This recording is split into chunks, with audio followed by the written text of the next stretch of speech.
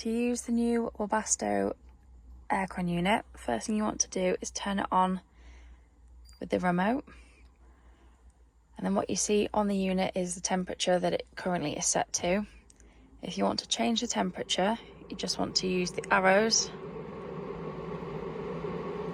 If you want to change the temperature, you want to click mode and then use the down arrow to change the temperature.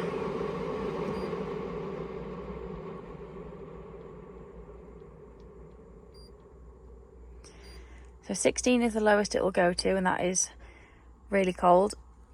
On the aircon unit itself, you can also change the direction of the fans so the air can blow towards the front or the back of the vehicle. You can also change from degrees C to Fahrenheit. And then with the fan, you can change the speed as well, so you can have it on low, medium or high, depending on how fast you want it to blow the air around. For the night time, you can also turn the display off on the unit, so then you don't have the light blaring in your face as you're sleeping.